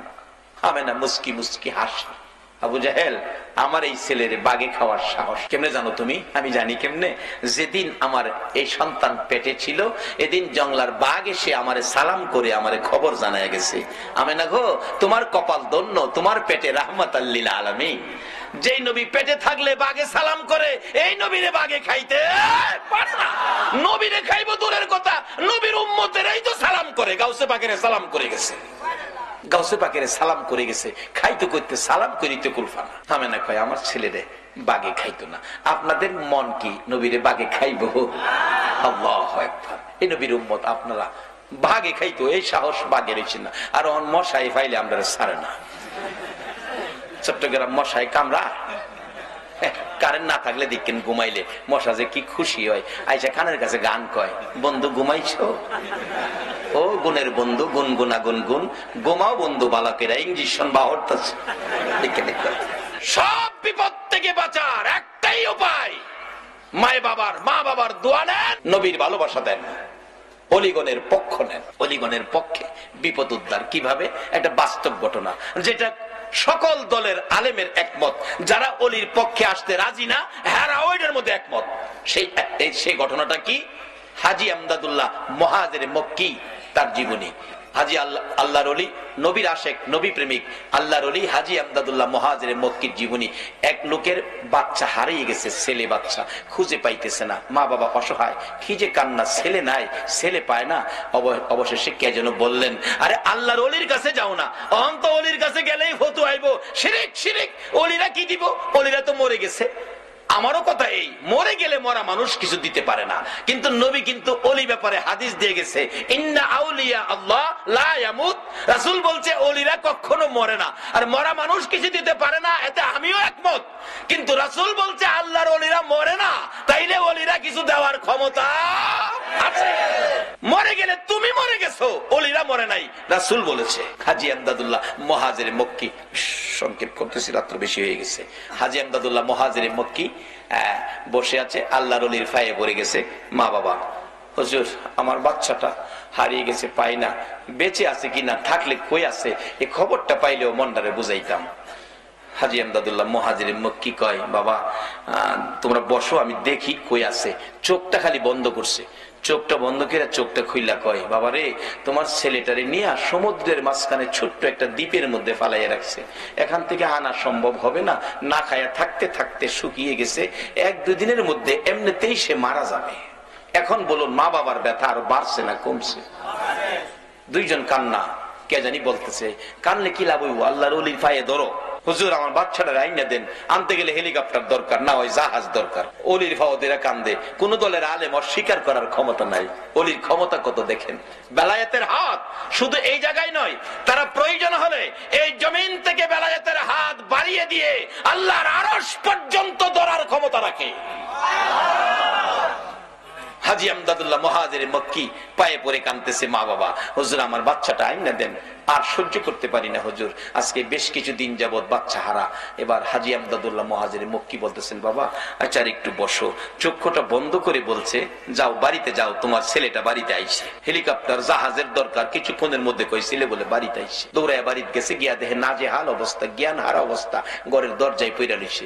মা বাবা কুলে নিয়ে গোসল দিয়ে কিছু নাস্তা পানি খাওয়ায় কিছুটা সুস্থ হইলে বলতেছে, বাবা চলো যে হুজুরের দোয়াই তোমারে পাইছি, হুজুরটারে দেখায় নিয়ে আসি। কুলে লইয়া হুজুরের কাছে গেলে বলতেছে, বাবা এই যে দেখো এই হুজুর কত বরকতের হুজুর। ছেলেটা কয়, আম্মা আব্বা এই হুজুরটারে চিনেন? চিনি মানে এই হুজুরের দোয়াই তো তোমারে পাইছি।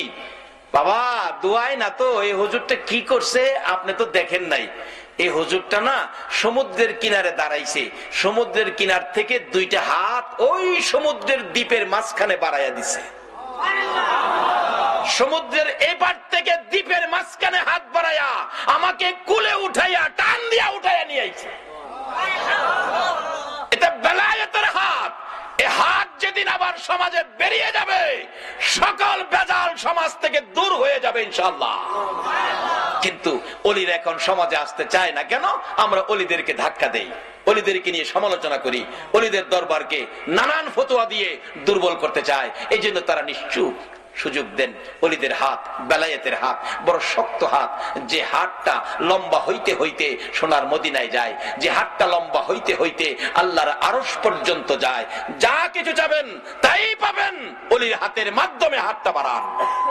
কাজী আসুন আমরা সবচেয়ে বড় ভাগ্যবান যারা গাউসে পাকের মতো একজন অলির ভক্ত, খাজায়ে খাজেগার মতো, আতায়ে রাসূল খাজায়ে খাজেগার মতো একজন অলির ভক্ত।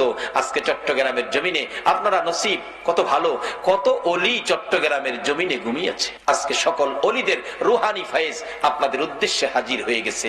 কাজী এই বরকত আপনারা পাবেন, কিন্তু সব বরকত একসাথে হবে যেদিন মা বাবার সাথে ব্যবহার ভালো করবে। ওই মা বাবা যদি কবরও থাকে, মা বাবার জন্য দোয়া করবেন, এই অনুরোধ আপনাদের প্রতি রাখলাম। নবী নিজেও বাবার ব্যথায় মদিনায় গিয়ে মায়ের সামনে কাঁদছিলেন। আল্লাহ বলছে, বন্ধু বাবার কবরে এসে কাঁদতেছো, কথা দিলাম তোমার উম্মতেরা যদি এইভাবে বাবার কবরে কান্দে, আমি কথা দিলাম এই কান্নার সাথে সেই কান্না মিলায়া আমি তার বাবাকে মাফ করে দিব। মাকে নিয়ে আবার মদিনায় থেকে মক্কায় ফিরে আসবে, আবুয়া নামক স্থানে মা অসুস্থ। মা বলছে, বাবা মুহাম্মদ আমার বুকে আয়। মন কয় আমি বাঁচবো না বাবা। আমার নবী কান্দে, মাগো বাবার ব্যথা কলিজার থেকে সরাইতে পারি না, তুমি যদি চলে যাও গো মা, কেমনে আমি শান্তিতে থাকবো, কেমনে এই ব্যথা আমি অন্তর থেকে সরাবো।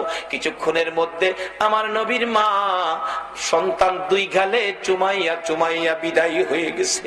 দাফন করে আবুয়া নামক স্থানে উম্মে আইমানের কুলে উঠা কাদের উপর গাট্টা ফালাইয়া নবী কান্দে, উম্মে আইমান গো আমার মা নাই, আমার বাবা নাই, মক্কা নগরে আমারে কে মায়া করবে, কে আমারে আদর করবে। উম্মে আইমান বলছে, মুহাম্মদ আমি কথা দিলাম গো, যতদিন বেঁচে থাকি আমি তোমার পাশে মায়ের কাজ করে যাব। আমার নবী মায়ের কবরের পাশেও কাঁদলে আমার আল্লাহ বলেন, বন্ধু গো যেইভাবে তুমি মায়ের কবরের পাশে কাঁদছো, এইভাবে তোমার উম্মতেরা যদি মায়ের কবরে যাইয়া কান্দে, তোমার চোখের পানির সাথে তাদের চোখের পানি মিলাইয়া তোমার কান্নার বিনিময়, তোমার কান্নার বরকতে ওই মায়ের কবর জান্নাতের বাগান বানাইয়া দিব। নবীজি শুধু বলে নাই বাবার কবরে কাঁদছেন, মায়ের কবরে কান্দা উম্মতের শিক্ষা দিয়ে গেছেন প্র্যাকটিক্যালি। মা বাবার কবরে যাইতে হবে, পশ্চিম পাশে দাঁড়াবেন, কিছুক্ষণ চুপ করে থাকবেন, মা বাবা মন ভরে দেখে, কিছু জানেন না জানেন দোয়া কইরা হাত বাড়াই দিবেন, কিচ্ছু জানেন না তবু দুইটা হাত বাড়াই দিবেন, আল্লাহ আমি কিচ্ছু জানি না, মা বাবা আমরা লাগে দুনিয়াত কষ্ট করছে, আমার মারে কবরে কষ্ট দিও না, যদি অপরাধ থাকে আমি সন্তান ক্ষমা চাইছি, ক্ষমা করে দাও। যদি কিচ্ছু না জানেন একজন আলেম নাইবে নবী কবরের সাথে এই কবরে নিয়ে যাবেন, পাশে নিয়ে দোয়া করাবেন। আর যদি সেই ক্ষমতা না থাকে, কারণ একজন আলেম নিলে তো কিছু হাদিয়া সম্মান স্বরূপ দিতে হবে, যদি সেই ক্ষমতা না থাকে আপনি নিজেই যান কবরে, 11 বার বিসমিল্লাহ শরীফ পড়ে, আর কিছু লাগবে না, 11 বার বিসমিল্লাহ শরীফ পড়ে। নবীর হাদিস, এক কবরে নবীজি দেখতেছে সাহাবা উম্মতের কবরে আযাব, রাসূল বলেন, প্রভু গো আমি কেমনে সহ্য করব উম্মতের কবরে আযাব। জিবরাইল আইকে, হুজুর আল্লাহ পাঠাইছে 11 বার বিসমিল্লাহ পড়ে দোয়া করে দিতেন। নবীজি 11 বার বিসমিল্লাহ পড়ে হাত বাড়াইছে, দেখে হাতের ফাঁকে 11 জন বেহেশতি হুর কবরে ঢুকতেছে। রাসূল বলেন, এই হুরে সর্দার, কি ব্যাপার, তোমরা আসছো, দাঁড়াও, কি ঘটনা, এখন এসে গেছো? হুজুর, আপনি যে 11 বার বিসমিল্লাহ করে দোয়া করছেন, এর বরকতে তারকে জীবনের তরে মাফ করে দেওয়া হয়েছে, এর বরকতে 11 জন হুর বাজেট হয়েছে, কিয়ামত পর্যন্ত তার কবরে তারে খেদমত করা হবে। 11 বার বিসমিল্লাহ শরীফ, এর চেয়ে সহজ তো আর কিছু নাই। তাহলে মা বাবার কবরে যাবেন, অলিগণের পক্ষে থাকবেন, এই অনুরোধ আপনাদের প্রতি রেখে আমি আমার আলোচনা, আমি অসুস্থ, আসলে বেশি অসুস্থ, আজকের জন্য এখানেই শেষ করে দিলাম। আসুন একটু দুরূদ ও সালাম মদিনা পাঠাইয়া আপনাদেরকে নিয়ে দোয়া করে, ইয়া নবী সালাম।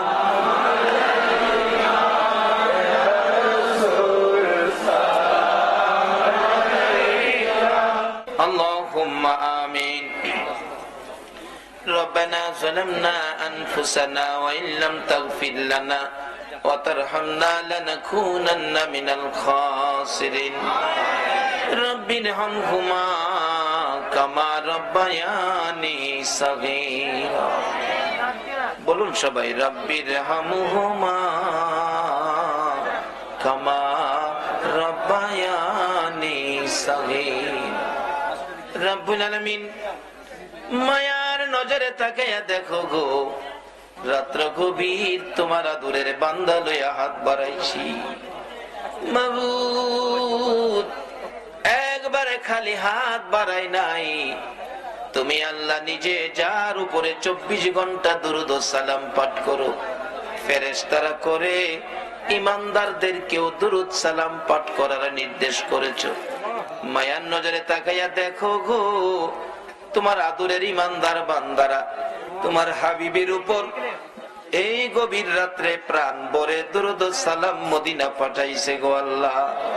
আমাদের দুরূদ ও সালাম গুলো পাখির মতো উড়াইয়া উড়াইয়া দয়ার নবী মায়ার নবীর কদম মুবারকে পৌঁছাইয়া দাও। ই আল্লাহ, দুরূদ ও সালাম উসিলা করে আজকের মাহফিল উসিলা করে, ই আল্লাহ গাউসে পাকের শরণের মাহফিল উসিলা করে আমরা যারা হাত বাড়াইছি, আমাদের তামাম জিন্দেগীর গুনাহগুলো ক্ষমা করে দাও। মাবুদ, জানি দুনিয়ায় থাকবো না, তারপরেও শয়তানের দোকাই পড়ে, দুনিয়ার মায়ায় পড়ে বহু গুনাহ করে ফেলেছি। গুনার খবর মা জানে না, গুনার খবর বাবা জানে না, পাড়া প্রতিবেশী কেউ জানে না রে আল্লাহ। গুনার খবর জানো তুমি আল্লাহ। মাবুদ, আখিরি নবীর উম্মত বলে এ গুনার খবর কাউরে জানাইও না গো আল্লাহ। এই মাহফিলে আমরা যারা হাত বাড়াইছি, ওলি আল্লাহ গণের রুহানি ফাইজের উসিলাই, তোমার নবীর ভালোবাসার উসিলাই, আজকের মাহফিলে আমরা যারা হাত বাড়াইছি, আমাদের সকলের জীবনের গুনাহগুলো ক্ষমা করে দাও। মাবুদ, ক্ষমা চাইলাম জীবনের গুনাহ, ক্ষমা যদি না করো, কবে জানি মৌতের চিঠি লইয়া আজরাইল আইসা যায়, কবে জানি চারজনে দৌড়ে দৌড়ে টাইনা টাইনা বাহির করবে, উঠানের কিনারে পর্দা টানাবে, নাকে কানে তুলা লাগাবে, বড়ি পাতার গরম পানি জীবনের শেষ গোসল করাবে। মাবুদ, আদরের সন্তানেরা গো এতিম এতিম এতিম হবে, লোকেরা এতিম বলে মাথায় হাত বুলাবে, আদর করবে। সন্তানেরা বাবার লাশের পাশে দাঁড়াইয়া ডাকবে, বাবা আর কি এই বাড়িতে আসবা না? আমরা কি বাবা বলে আর তোমারে ডাকতে পারবো না? আমরা রে এতিম করে সাদা কাফন পরে কই রওনা হইলা গো বাবা। বড় মেয়েটা স্বামীর বাড়ির থেকে এসে বাবার বিছানায় পরে কাঁদবে, বাবা গো বিছানা খালি করে কই যাইতেছো গো বাবা? ওই দিন আসার আগে আজকে আমরা যারা হাত বাড়াইছি, মেয়ে বুঝি না, পুরুষ বুঝি না, যুবক বুঝি না, বুড়া বুঝি না, নামাজি বুঝি না, বেনামাজি বুঝি না, আজকের মাহফিলের উসিলায় আমরা সবাইকে মাফ করে দাও গো আল্লাহ। মাবুদ, জীবনের গুনাহ ক্ষমার আসার দরখাস্তের পর আরেকটা দরখাস্ত করি, তুমি কিন্তু রাগ হইও না। আমি জানি না আজকে হাজার হাজার মানুষ তোমার কাছে হাত বাড়াইছে, কার মনে জানি কি দুঃখ কি ব্যথা, কার মনে জানি ব্যথা মানাই গো মানাই। ও দরদি মা, যে মার দিকে তাকাইলে কলিজা ঠান্ডা হইয়া যাইত, শত দুঃখ লইয়া মা মা কইয়া ডাক দিলে প্রাণ ঠান্ডা হইয়া যাইত। যে মার চেহারার দিকে তাকাইলে একটা কবুল হজের নেকি পাওয়া যাইত। এ মায়ের অভাবী কে জানি হাত বাড়াইছে গো আল্লাহ, আমি নিজেও মার অভাবী হয়ে গেছি। এতদিন তো শুধু বলতাম মা হারা কথা, এখন নিজেও বুঝেছি মা হারা কত ব্যথা। মাহফিল শেষে গাড়িটা বাড়িতে গেলে 2টা 2:30টাও কোনদিন হয়েছে, গাড়িটা থামাইয়া বাড়িতে মার রুমের কাছে গেলে দেখি মা দাঁড়াইয়া রইছে। জিজ্ঞেস করলাম, মা গো তুমি কি ঘুমাও নাই? মা জবাব দিত, বাবা গো যতক্ষণ পর্যন্ত তুমি বাড়িতে না আইছো আমি মার চোখে ঘুম আসে না রে বাবা। এই দরদি মায়ের অভাবী বাবার অভাবী কে জানি হাত বাড়াইছে রে আল্লাহ। মায়ের অভাবীরা কি করে নিজে দেখেছি। একটা মায়ের পাগল 5-6 বছর বয়স, মা বাচ্চা হবে, ডেলিভারি হবে, এলাকার মহিলারা কয় আপনার অবস্থা ভালো না, তাড়াতাড়ি হসপিটালে যান। রিক্সা করে হসপিটালে যাবে, ছেলেটা পিছে পিছে যায়, মা মা কইয়া ডাকে, মা কোথায় যাইতেছো? আমারে নিবা না, আমারে কইলা না। অন্যদিন কোথাও গেলে আমারে আগে সাজাইছো, উপরে তুমি কাপড় পরছো, বুরগা পরে রওনা হইলা, আমারে দি কিছু কইলা না গো মা। মা চোখের পানি ছেড়ে দেয়, বাবা রে আমি বেড়াইতে যাই না রে বাবা, আমার বলে অবস্থা ভালো না, হসপিটালে যাইতেছি। মা কোন সময় আসবা গো? আমারে কই রাইখা গেলা গো? তুমি তোমার নানার কাছে থাকো, আমি হসপিটালে যাই, কোন সময় আসবা? কোন সময় আসবো বলতে পারি না রে বাবা, অবস্থা বলে আমার ভালো না। ভাগ্য যদি ভালো হয় মায়ের মুখ দেখবি রে, ভাগ্য যদি খারাপ হয় জীবনে আর মা কইয়া ডাকতে পারবি না। এই কথা বললে ছেলেটা দৌড়াইয়া মায়ের রিক্সার সামনে দাঁড়াইয়া গেছে। মাগো তুমি যদি ফিরে না আসো আমি কার গলায় ধরে ঘুমাবো গো মা? আমারে কে গোসল করাবে? আমারে কে বাবা বাবা কইয়া ডাকবে? বাবা দোয়া কইরো মানি ফিরে আসতে পারি, তোমার নানার কাছে থাকো। এই বলে ছেলেটারে টান দিয়া কোলে লইয়া বুকের সাথে জড়াইয়া ধরে 2 গালে চুমাইয়া চুমাইয়া বিদায় নিয়ে গেছে মা। রাত্র 10টা বাজে গেছে, কোনো খবর আসতেছে না। ছেলেটা ডাকতেছে, নানা গো চলো না হসপিটালে যাই, মায়ের কাছে মায়ের খবর নিয়ে আসি। নানা বলেন এত রাত্রে যাওয়ার রাস্তা নাই, সকালে যাবো। ভাই ঘুমাও, তুমি ঘুমাও।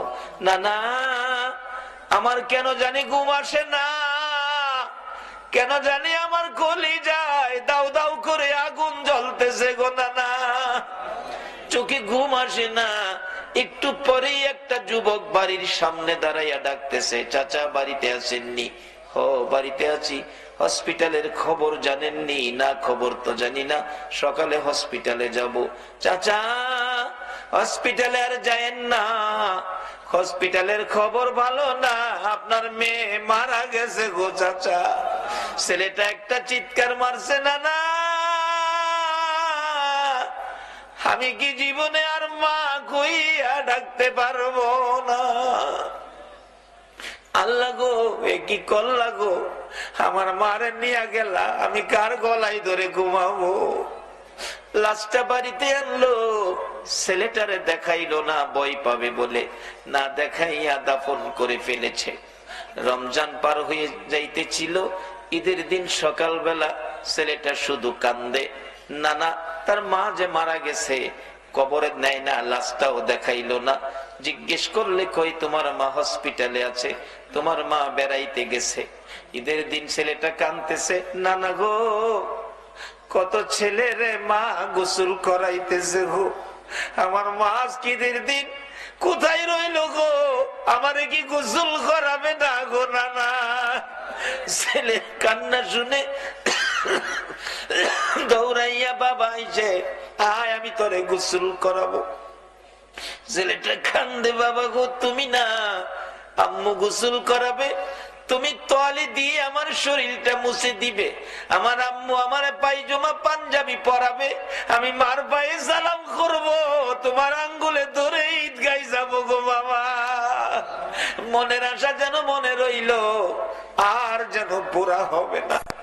বাবা ডাকতেছে, না না তোমার আম্মু এখন আসবে না, চলো আমার আঙ্গুলে ধরে ঈদগায় যাবে, গোসল করাই, জামা পরো, সেমাই খাও।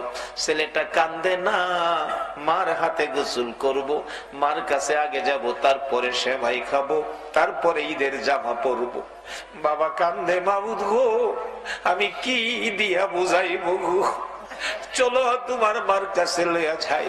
যাইতে যাইতে ঈদগার সামনে কবরস্থান, কবরস্থানের ভিতরে ঢুকে নতুন কবরের পাশে যাইয়া দাঁড়াইয়া ডাকতেছে, রে আদরের সন্তান, এই কবরে তোর মা ঘুমাইছে, ডাক দে রে, দেখি তোরে নি গোসল করাইয়া দিয়া যায়। বাচ্চাটা কাঁদতে কাঁদতে মা মা বলে মায়ের কবরে পড়ে গেছে। অবশেষে বাবা ডাকতেছে, হে বাচ্চার মা, এত নিষ্ঠুর কেমনে হইলা গো? এত কান্দা ছেলেটা কাঁদলো আর ডাকলো, একবারও ছেলেটারে আদর করে দিলা না। এই মাহারা মায়ের অভাবী, মায়ের ব্যথা ব্যতীত কে জানি হাত বাড়াইছে রে আল্লাহ। যার বাবা নাই, বাবার ব্যথা লইয়া কে জানি হাত বাড়াইছে গো। আর দেরি করো না গো আল্লাহ, এই মুহূর্তে ওই সকল মা বাবার কবর জান্নাতের বাগান বানাইয়া দাও। আল্লাহ মা বাবা যার দুনিয়াতে আছে হায়াত বাড়িয়ে দাও। মা বাবা কেমন জিনিস বুঝার তৌফিক ছেলে মেয়েদেরকে দান করে দাও। আল্লাহ খাস করে দাদা দাদি, নানা নানি, শ্বশুর শাশুড়ি, আলিয়া আওলাদ, বংশধর, মাই মুরব্বী, পাড়া প্রতিবেশী, খানদানবাসী, মহব্বতী, এই এলাকার জমিনের নিচে, সারা চট্টগ্রামের জমিনের নিচে যত মুমিন মুমিনাত ঘুমিয়ে আছে, সকলের কবর জান্নাতের বাগান বানাইয়া দাও। রে জান্নাতের মালিক, খাস করে আজকের মাহফিলের আয়োজন যারা করেছে, এই যুবকদের বংশধর, মাই মুরব্বী যারা কবরে গো, সকলের কবর জান্নাতের বাগান বানাইয়া দাও। আল্লাহ খাস করে আমাদের মধ্যে যারা বিমারি, বিমার শেফা করে দাও।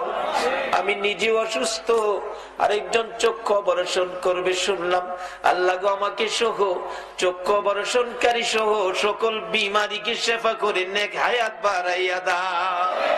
আমাদের মধ্যে যারা অভাবী, অভাব দূর করে দাও। আমাদের মধ্যে যারা নামাজি, নামাজ কবুল করে লও। যারা নামাজ পড়ে না, নামাজের বুঝ দান করে দাও। যারা ব্যবসা করে ব্যবসায় বরকত দাও। যারা চাকরি করে পদোন্নতি দান করে দাও। আল্লাহ যারা বিদেশ থাকে সকল বিদেশিদেরকে হেফাজতে রাখো গো আল্লাহ। যারা বিদেশ যাবে তাদের মনের আশা পুরা করে দাও গো আল্লাহ। আল্লাহ খাস করে জনাব শফিউল আলম, মাওলানা শফিউল আলম নিজামীকে আল্লাহ গো তুমি সুস্থ করে নেক হায়াত বাড়াইয়া দাও। তোমার নবীর আশিকগণকে যদি তুমি সাহায্য না করো, তোমার নবীর শান মান কে গাইব গো আল্লাহ। আল্লাহ সুস্থ করে নেক হায়াত বাড়াইয়া দাও।